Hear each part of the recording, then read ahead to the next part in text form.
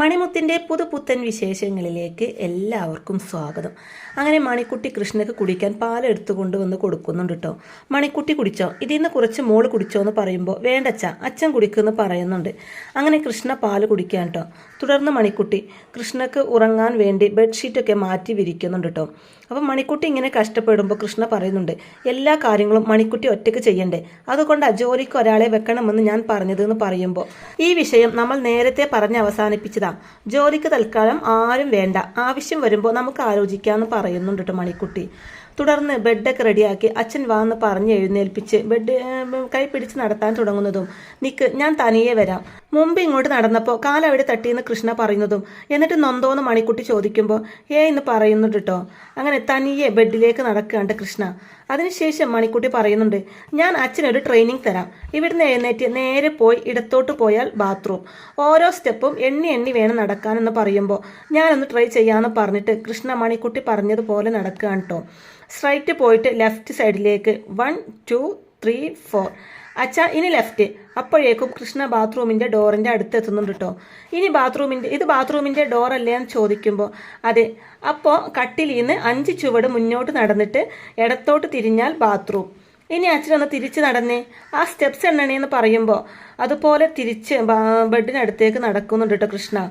അപ്പോൾ ഇതേ സമയം മുത്ത് അതുവഴി പോകുമ്പോൾ ഇവരുടെ സംസാരമൊക്കെ ഇങ്ങനെ കേൾക്കുന്നുണ്ട് കേട്ടോ. അപ്പോൾ അവിടെ തന്നെ നിൽക്കാണ്ട് മുത്ത്.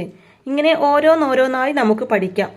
ഇനി വലത്തോട്ട് തിരിഞ്ഞ് സ്ട്രൈറ്റ് പോയാൽ പുറത്തോട്ടുള്ള വാതിലെന്ന് മണിക്കുട്ടി പറയുമ്പോൾ നോക്കട്ടെ എന്നും പറഞ്ഞ് കൃഷ്ണ ഓരോ ചുവടും എണ്ണി മണിക്കുട്ടി പറഞ്ഞതുപോലെ നടക്കുകയാണ് കേട്ടോ. അപ്പോൾ ഇവരുടെ സംസാരം കേട്ട് മുത്തിന് ദേഷ്യം വരുന്നുണ്ട് കേട്ടോ. ദേഷ്യത്തോടെ ഇങ്ങനെ നോക്കിക്കൊണ്ട് നിൽക്കുകയാണ് മുത്ത്. അപ്പോൾ അതേ സമയം കാവ്യ എവിടേക്ക് വരുമ്പോൾ മുത്ത് അവിടെ ഇങ്ങനെ നോക്കിക്കൊണ്ട് നിൽക്കുന്നത് കാണുമ്പോൾ കാവ്യ ദേഷ്യത്തോടെ മുത്തിനെ അവിടെ ഒന്നും വലിച്ചു കൊണ്ടുപോവാണ് ചെയ്യുന്നത്. നീ എന്താ അവിടെ നോക്കി നിന്നത്? വല്ലവരുടെയും കഥകിൻ്റെ മുമ്പിൽ നീ എന്താ നോക്കി നിന്നത് എന്ന്? നമുക്ക് അവരുമായിട്ട് യാതൊരു ബന്ധവുമില്ല. കൃഷ്ണ നിന്റെ ആരുമല്ല, മണിക്കുട്ടിയുടെ അച്ഛനാണ്, മണിക്കുട്ടിയുടെ മാത്രം അച്ഛൻ. അതോ കൃഷ്ണയോട് നിനക്ക് സഹതാപോ സ്നേഹമോ ഒക്കെ തോന്നി തുടങ്ങിയോ എന്ന് ചോദിക്കുമ്പോൾ ഇല്ല അമ്മ എന്ന് പറയുന്നുണ്ട് കേട്ടോ മുത്ത്. അങ്ങനെ എന്തെങ്കിലും തോന്നുന്നുണ്ടെങ്കിൽ മുത്തിന് ഇനി അമ്മ ഇല്ലെന്ന് വിചാരിച്ചാൽ മതി. വല്ലവരുടെയും അച്ഛനെ എൻ്റെ മോള് ഇനി മനസ്സിൽ കൊണ്ട് നടക്കേണ്ട കാര്യമില്ല എന്നൊക്കെ പറയുന്നുണ്ട് കേട്ടോ മുത്തിനോടായിട്ട് കാവ്യ. അങ്ങനെ മുത്ത് അവിടുന്ന് പോയതിനു ശേഷം കാവ്യ വിഷമത്തോടെ ഇരിക്കുകയും ചെയ്യുന്നുണ്ട് കേട്ടോ.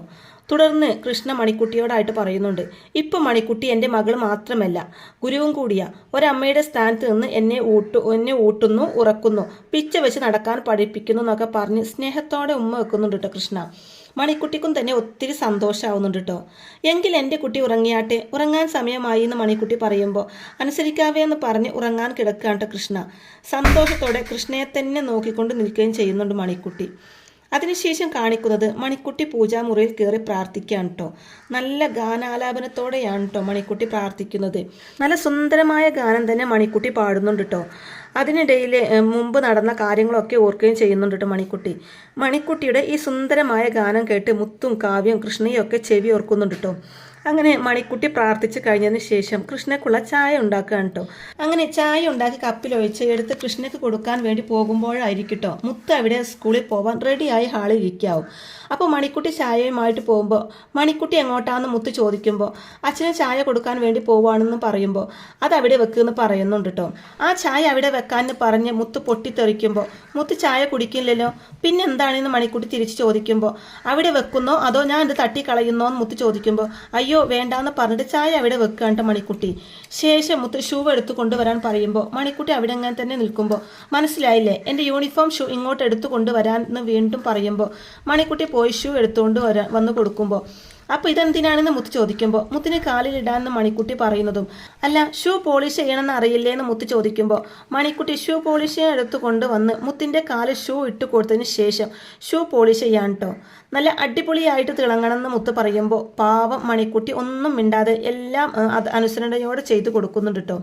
ഷൂ പോളിഷ് ചെയ്ത് കഴിഞ്ഞതിന് ശേഷം ഇനി ബാഗ് എടുത്ത് മണിക്കുട്ടി കാറിനടുത്തേക്ക് നടക്കുന്നതും നിക്ക് എങ്ങോട്ടാണെന്ന് മുത്ത് ചോദിക്കുമ്പോൾ ഈ ബാഗ് കാറിൽ കൊണ്ടുവന്ന് വെക്കണ്ടേന്ന് മണിക്കുട്ടി ചോദിക്കുമ്പോൾ അതെ ഞാൻ മുമ്പേ നടക്കും, നീ ബാഗും കൊണ്ടെൻ്റെ പുറകെ വന്നാൽ മതി, അല്ലാതെ ജോലിക്കാരിയല്ല മുമ്പേ നടക്കേണ്ടതെന്ന് പറഞ്ഞ് മുത്ത് മുമ്പിലേക്ക് നടക്കുകയാണ് കേട്ടോ. അവർ കാറിനടുത്തേക്ക് എത്തുന്നതും ഡ്രൈവർ കാറിൻ്റെ ഡോർ തുറന്നു കൊടുക്കുമ്പോൾ അങ്കിളെ ഡോർ അടയ്ക്ക്, എന്നിട്ട് ഡ്രൈവിംഗ് സീറ്റിൽ ചെന്നിരിക്കുമെന്ന് മുത്ത് പറയുമ്പോൾ ഡ്രൈവർ അതുപോലെ ചെയ്യാൻ കേട്ടോ. ശരിയെന്നും പറഞ്ഞ് ഡോർ അടച്ച് ഡ്രൈവിംഗ് സീറ്റിൽ ചെന്നിരിക്കുകയാണ് കേട്ടോ. തുടർന്ന് മണിക്കുട്ടിയോട് ഡോർ തുറക്കാൻ പറയുമ്പോൾ മണിക്കുട്ടി ഡോർ തുറന്ന് ബാഗ് സീറ്റിൽ വെക്കുകയാണ് കേട്ടോ. അവിടെ ഒരു ടവൽ കാണും, അതെടുത്ത് സീറ്റ് തുടക്കുമെന്ന് പറയുമ്പോൾ മണിക്കുട്ടി ടവലെടുത്ത് സീറ്റ് തുടക്കുന്നുണ്ട് കേട്ടോ. മോളെ, ഞാനിത് രാവിലെ വണ്ടി കഴുകിയപ്പോൾ തുടച്ചതാണെന്ന് ഡ്രൈവർ പറയുമ്പോൾ അങ്കിളിനോട് ആരും അഭിപ്രായം ചോദിച്ചില്ല എന്ന് പറയുന്നുണ്ട് മുത്ത്. മണിക്കുട്ടിയെ കൊണ്ട് ഇങ്ങനെ കഷ്ടപ്പെടുന്നത് കണ്ടിട്ട് ഡ്രൈവറിന് സഹിക്കുന്നില്ല കേട്ടോ.